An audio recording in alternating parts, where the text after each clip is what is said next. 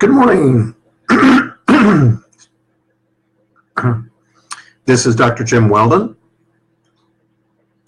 speaking from Boone, North Carolina, and Heavenly Mountain, which is a large community here directed towards personal growth, spiritual growth, meditation, yoga. Today we're going to continue our discussion from my book, Secret Journey to the Enlightened Mind, on the topic of living the enlightened life. And we're pretty deep into this now, several hundred pages into the book, chapter 14, part 2. And I do want to let everybody know that I've added all of these individual stories now to my YouTube page. I'll post a link on that here. So the YouTube page now has all of these individual videos.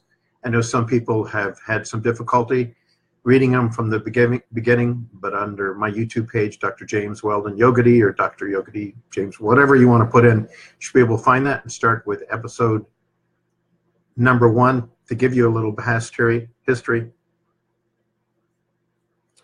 So it's 1994, and I've decided to make a return trip to the retreat center in Ashram in South Fallsburg, New York. I talked in some of the earlier chapters about how my initial teacher, the Maharishi Mahesh Yogi, had actually told me to go on to one of his friends to continue learning and continue my spiritual journey. And this was the organization associated with Siddha Yoga, Swami Muktananda, that lineage, Badi Baba, and now the chief spiritual teacher. Her name is Guru Mai Chitvilasananda. So I planned this second trip to New York in October 1994. It's actually the 11th anniversary of the passing of Swami Muktananda. And the tradition holds that at the time of the passing of these enlightened beings, their merit, the good things that they've done is somehow passed on to those that love them. This is a pretty mysterious process. Masamadhi is the anniversary, and it's understood that the good that they've done is actually distributed by some kind of karmic law to all those that were associated with those traditions. And at the ashram, on each anniversary, a special process is done called a yagya, or a fire ceremony. It's performed in the honor of Swami Muktananda. And this celebration lasts a week and is filled with chanting, singing 24 hours a day. And my intuition is telling me that this event is an important to event. And several days before my departure, I begin to understand why it is so important for me to be there at this specific time. You know, I'd never seen anything like this before and really had no idea what to expect. But from my early experiences, I had this sense that it would be incredible, not only to be with such a large group of individuals together,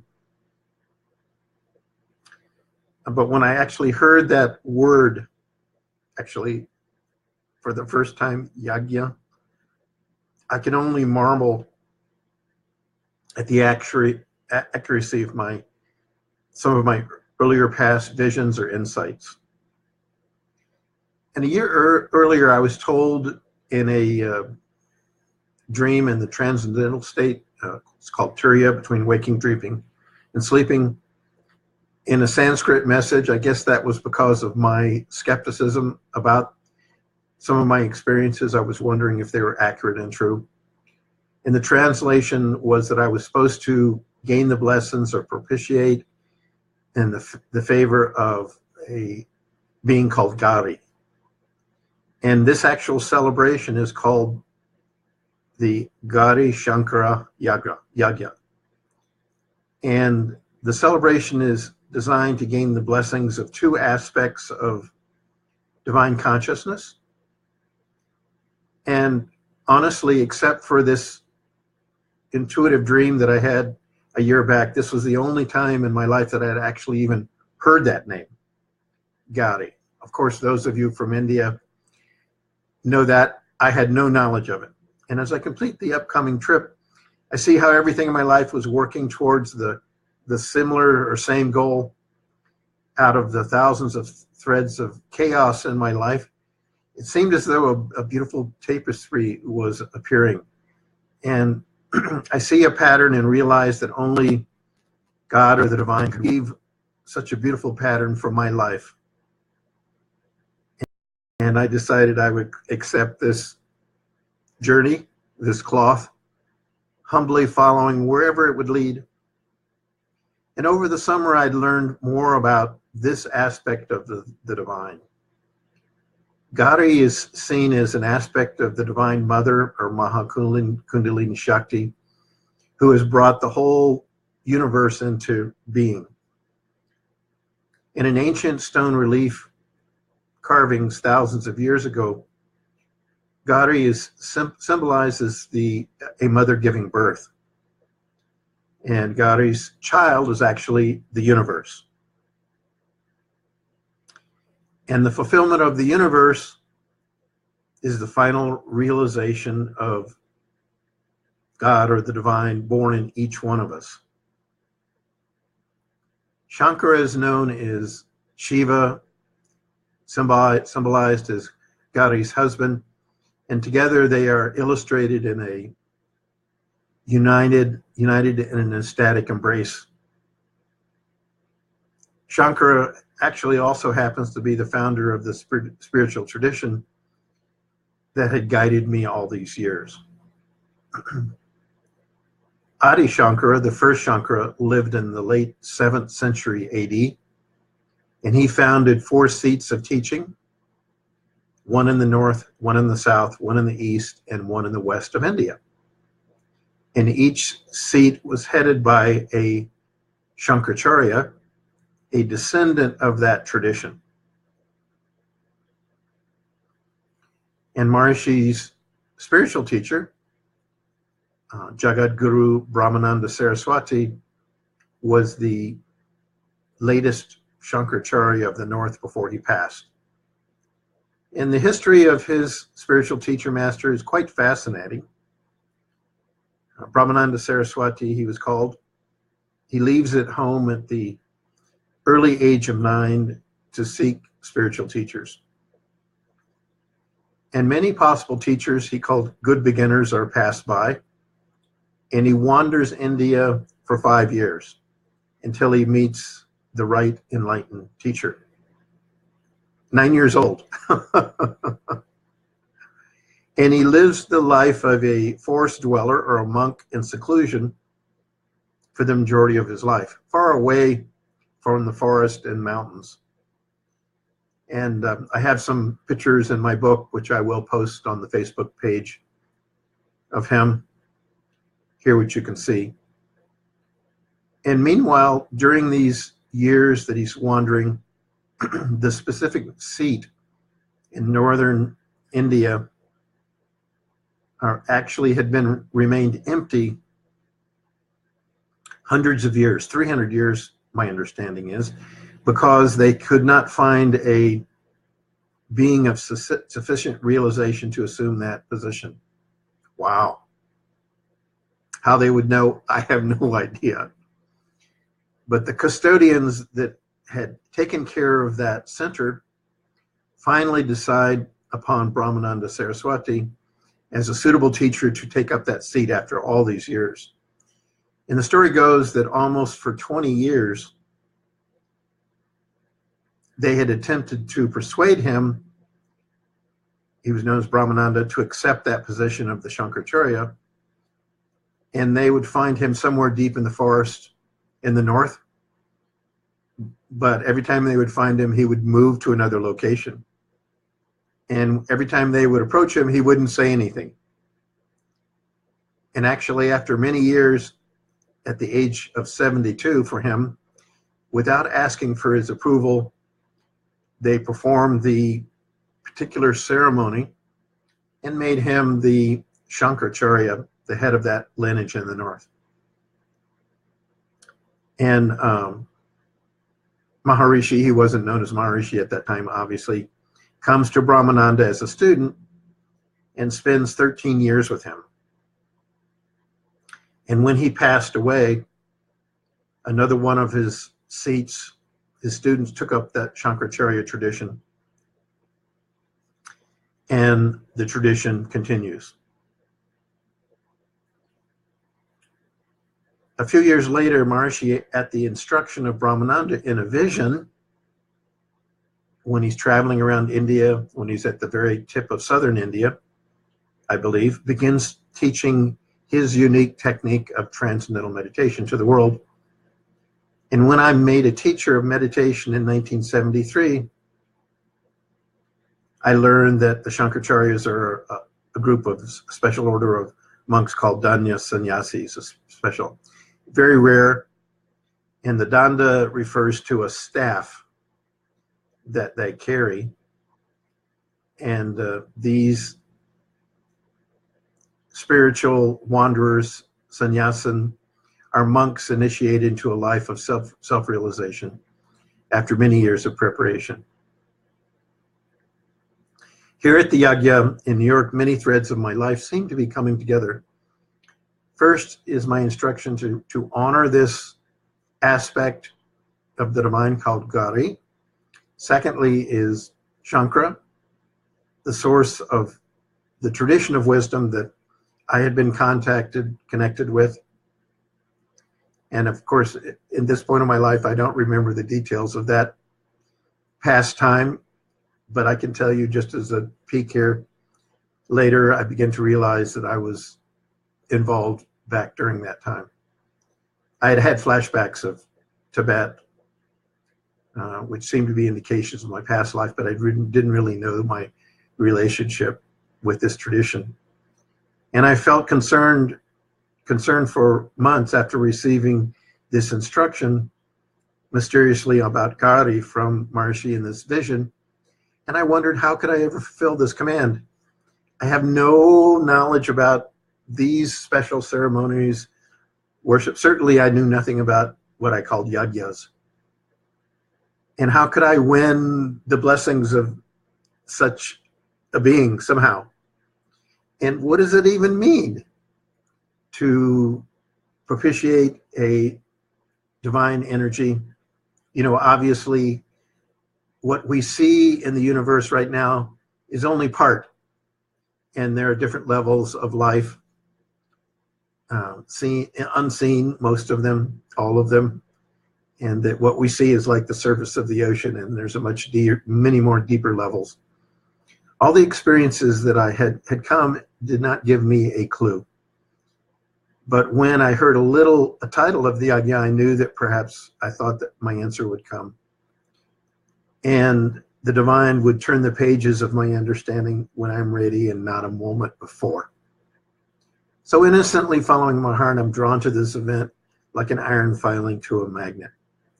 And I'm pulled to this Yagya because I saw something mysterious and vast really was the controller of my life. And in this part of the book, there's several pages, very old statues of Gauri going back many thousands of lives from So at this point, we will continue on to the next chapter here, chapter 15, and it's entitled, Still the Mystery Deepens. Chapter 15. And as usual, there's a poem that I wrote at the beginning. And it's really a prayer, as I guess most of my poems are. And the poem goes this way. May I each day live my life more for you. You are the only reality. Light my heart like a burning torch. Burn away my ignorance till there is nothing left but you. Oh, let it be. Oh, let it be. Nothing left but thee. Let it be. Let it be. Nothing left but thee.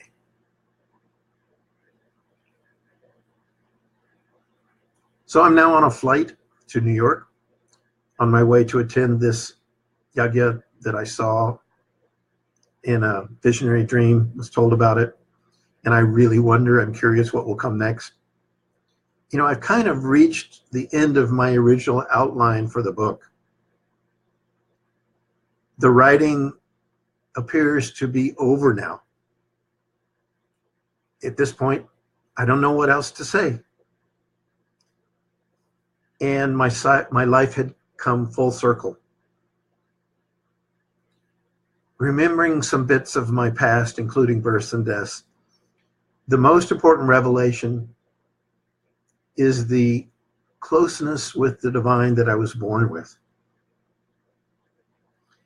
The being that I see in so many ways, which merged with me so many times in meditation, is still a mystery, but that doesn't matter, because I know now that that being will remain a mystery even when it is known. And the story of my life shows me that God is so full, so infinite, there is no end to that journey, even when the divine is lived. Like the stars that fill the night sky outside my window, seat on the plane, the possibilities for life's expansion seem to go on forever. Astronomers say that there are about 100 million trillion stars contained in 100 billion galaxies in the universe. Yet I suspect that the physical universe is actually small compared to the mental and spiritual universes beyond it. So my life and its continual revelations are just a moment in a bigger theater that continues apparently throughout eternity. And I wonder, are the Christs and the Buddhas and the Muhammads and Allahs of these vast universes children in some greater place? The history of great teachers of every culture tells really the same story again and again. The knowledge, the living truth of life, comes forth when confusion and darkness reign. And throughout the corridors of history, these masters come in greater and lesser forms, lighting the way of truth. As a good friend of mine once said in humor, that job is always open. Surely in this time of world instability, when millions starve and nations perish in a world of plenty, there is need for them to come again. And I arrive in New York, settle into my room, and make my way to the large assembly hall. And there I recognize the monk that I had actually seen. I had actually seen a scene of a yagya happening a few weeks back. And he was there leading this. And he's the head priest at the ashram leading the yajna. The hall is packed like my vision.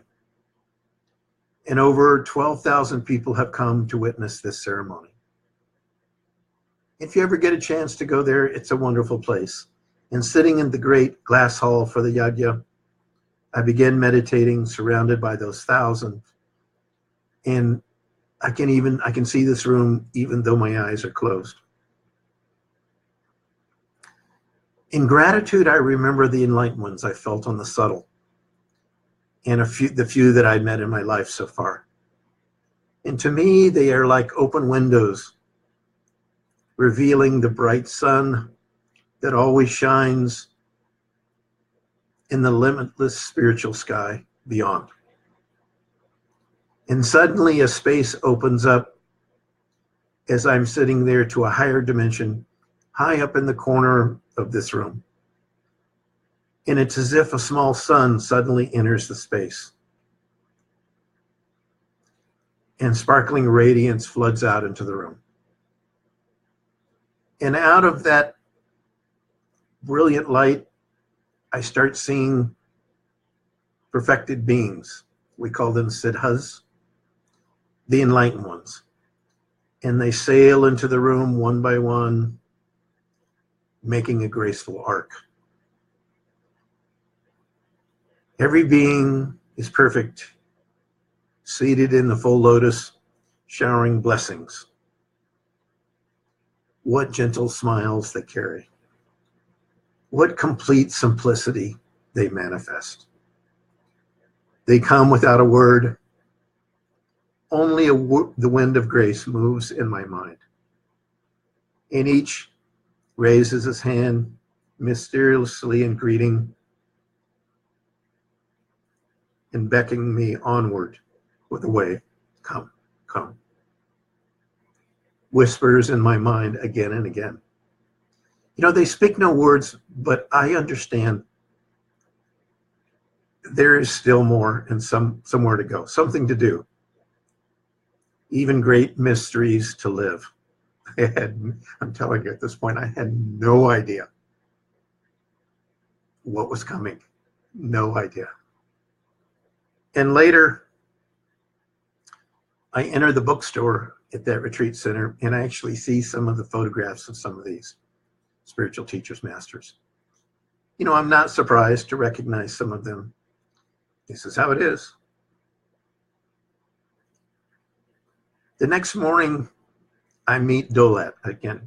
I don't know if you remember Dolat. Dolat is the elderly man, along with his young grandchild, Gopi, that held my hands and led me through the woods on my first trip to this ashram, when I completely lost all consciousness of my life here. This summer, when I forgot who I was and could only see the divine, could experience the divine. He says, come to India. He says, yes. I reply, the time is coming for me to go to India.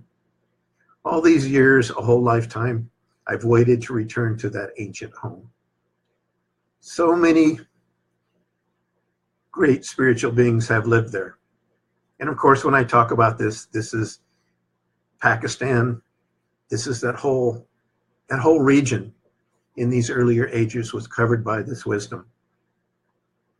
And 5,000 years ago, you know, a darkness descended and it shrunk some. But over the next few days, I sense many more beings, you could say, in subtle meditation during this yajna. Whenever I think of the enlightened, I feel that they are there. Where can they go? Now that I'm feeling so connected with the infinite. Always it is the same. As they emerge from the infinite without word, they beckon really us all onwards. No matter what your tradition is, please understand. Where they come from, I do not know. But I believe there is a place where they exist, living the abundance, which is the self, the knowledge and experience of God, the divine. And as I approach the fire after the yajna is finished 5 days later, you know, like me in my life, the fire is winding down again. And I offer into the fire the pages that I've written. And actually, a danda a danda, a wooden, that I sometimes carry. I carried it around. I had a secret danda. I offered that into the fire. It symbolizes the spine of the enlightened and the fire of the life force, the kundalini. And the pages explode in a blaze of blackness. And my gift, my little danda, feeds the heavens. That's what we are if we do not live the enlightened mind. We are fodder of time. And outside, actually at the time, a storm is raging the grounds, drenching me back on the way to my room. And like leaves that sweep past me, we are all carried forth by forces we scarcely understand. And I wonder, am I a fool with what I've written? Who will understand these words?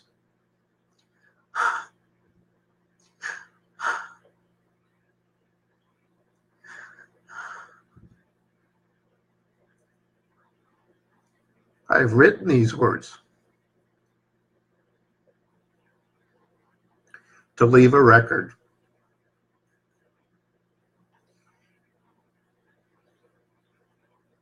That the reality of the enlightened mind can come and be better understood in the West, and perhaps some in the East. At least me acting as the fool. Maybe I'll give others laughter. It is not easy to know sometimes what truth is and which insights are illusions on the path to the enlightened mind. But I do know one thing. I've come to the end of one journey and the beginning of another. Making my way back to my room, I decide that I'll take something of this place with me to remember my journey here.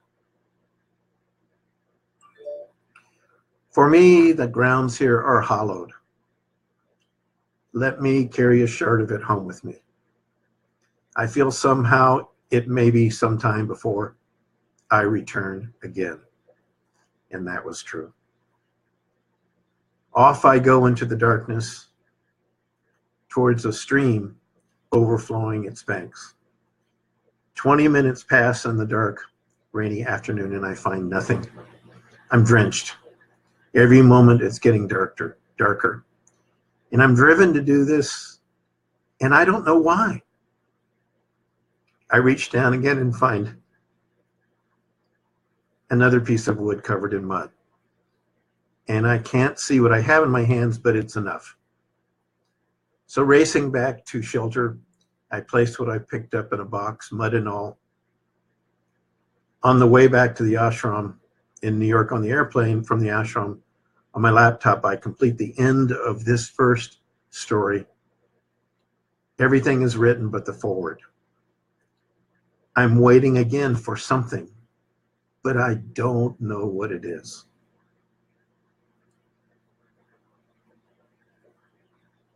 You know, and back home, I washed the mud off the package, something I grabbed in the dirt, and I brought from the ashram. I discovered to my astonishment that is perfectly symmetrically shaped piece of wood. Actually, a natural bow with a handhold, even slots for a bowstring. This is fantastic. But what does it mean? I realized, first of all, it's true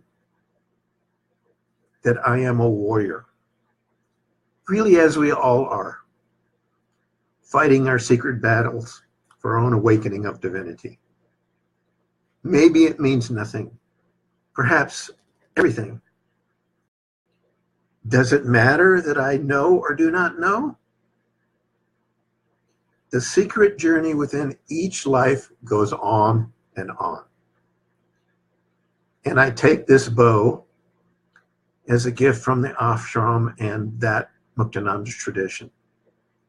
Apparently, nature left something to show me, again, to be confident that what is happening to me is true and that I must continue my search for completion. I see that the divine is like that for all of us. Almost everything that lies in front of us and behind us is hidden in mystery. So we all settle for things that do not last. I will not wait. Because by the time we attain those things, we may forget and lose what is really important in our life to attain. Listen, are you really reading these words, listening to these words fully? Are you listening to my heart speaking to you? Why can't this be your time to live the enlightened mind too? Come on. Reach for the goal of the ages.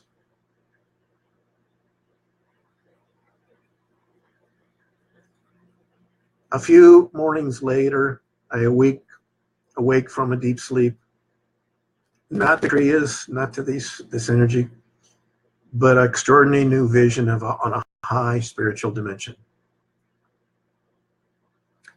And I find myself now facing this yogi that passed, Swami Muktananda, who passed away many days ago. And together we're floating above the earth with darkness overlooking into each other's eyes with love. You know, I'd only met him really this one time before, but somehow there we are again, and he's passed. And between us, sparks of energy and waves flow. I know something important below is hidden, waiting to be revealed, but I can't see what it is. And I know that it's important. About us, fogs, a misty waves of awareness. And as I look into his eyes, suddenly they flare like the sun. And I merge into those eyes, and we become one being, saturated in that blissful state. Sometime later, I come to that awareness and find myself again facing Muktananda, looking into his eyes. And again, his eyes flare up brilliantly, and we merge into a oneness state. Time ticks by in eternal moments. Then abruptly, a third time, I find myself gazing into his eyes, and his eyes flare and we merge again. And then a fourth time, it comes again. I find myself facing him, and he looking into his face. And he looks down, and I look at the mystery between us, and I see something glow. And what I see is so amazing. My mind is stunned into silence. My mind can't comprehend what it sees and what it means. And before I can react, he looks at me with compassion and tears, and he says, "This world is so hard." Then his body dissolves into a brilliant shower of light and rushes down upon like fireworks from the heavens. And looking from above the earth into space, I see that shower of light and consciousness exploding across the sky like a fabulous fireworks. And in that light, grace is falling as millions of sparkling raindrops of love, blessing the whole earth. The whole earth is somehow touched, being brighter from that grace. And the particles fall towards the earth. Some merge into a stream, like a shooting star. And I wonder, what is this? It's something so amazing that again paralyzes my mind. What does this mean? A revelation the comprehend is lost. That star, now a bright blue form with radiant spirals down, down, down, down, down, towards the earth, into a building, into a hall, with a curved ceiling like a half moon. The ceiling is made of something like opaque, like glass. The structure I see is real, but the space, the buildings feel like they're actually made of love. And there, sleeping on the floor, is a young boy, a child. And then I see a blue star passes into the crown of this child as he's sleeping, and I see the face of the child. And then I turn to the right. Before us at the door is another master. I feel that I've waited a long time to visit this place and see this master's face again. Somehow I know this face, and it is absolutely clear and radiant with joy. This master smiles sweetly, and the rain begins to fall. The rain does not touch us, yet somehow it falls through the ceiling of the building and upon this spiritual master. The rain falls harder and harder, pounding the earth, drenching him. The deluge comes, yet he only smiles sweetly. Suddenly I leap up from my seat and race out into the pouring rain. An umbrella is in my hand. And now I'm drenched as well. And as I open the umbrella, covered with spiritual symbols, I place it over his head. Then the young child leaps up and races out into the rain and places an umbrella over my head as well. You know, my mind is frozen by the vision. It goes deeper and deeper. With a shock, I awake from this revelation directly to full consciousness and sit up in my bed in Colorado. It's 4 a.m. in the morning. About me is my mountain home in Colorado, and I wonder what I have seen and what it can mean, possibly mean. Something deep has been revealed. My mind staggers at the possibility. The darkness about me speaks of the possibilities. Quickly, I shower and shave and begin my morning meditation, but it's futile.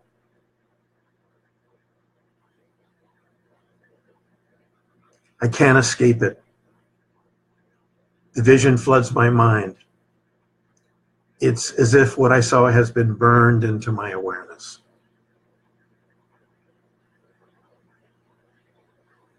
In my memory again, I see Muktananda before me. I merge into his eyes 3 times in brilliant flashes of light. Then he returns to me and says, "This world is so hard." And we look down to see what is hidden between us. Before a young body of a young male who's sleeping peacefully on a thin mattress, all the beauty of the divine is captured. And then Muktananda's form resolves into a streak of brilliance and rises like the sun, soaring across the heaven. and falls on the planet as a shower of glory. Finally, the light forms a perfect blue star, which enters into the crown of this child's head and disappears. The scene changes, and below a clear shelter, I'm in a clear shelter watching this shower pour upon a spiritual master. I don't know who this is. And I race into the rain with an umbrella, placing it over his head, and look up at the umbrella, and I see that it's Shankara's umbrella, bearing the distinctive red and gold Om symbols with tassels all around. This is the same umbrella that I had seen in a photo over Maharishi's master, the Shankaracharya of the North.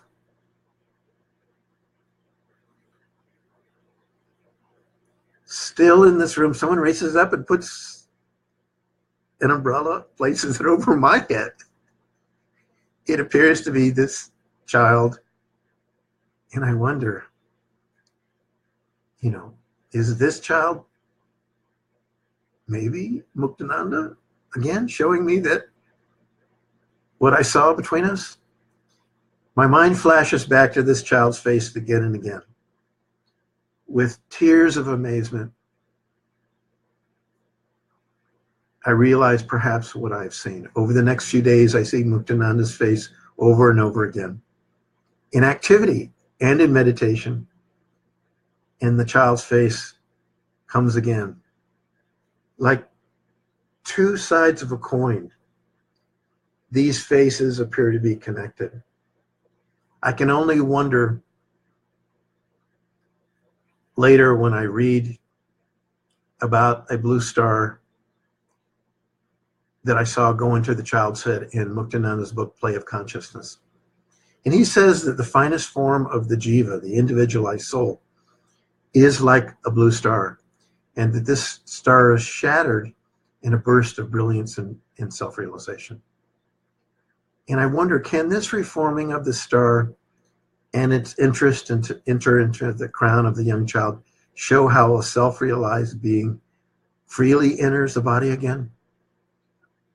When an enlightened being dies, truly realized, there's nothing that keeps them from merging with the divine in Mahasamadhi. Yet sometimes still something remains. I believe I have experienced the place where such beings go when they pass from this world. In 1976, I was told that at their death, all the merit, the great merit that the enlightened flows to their spiritual family and then to the world. Is this what I saw as Muktananda's energy fell back to earth? What of the star that passed into the child's body? Does this mean that Muktananda is back? One can only wonder about it.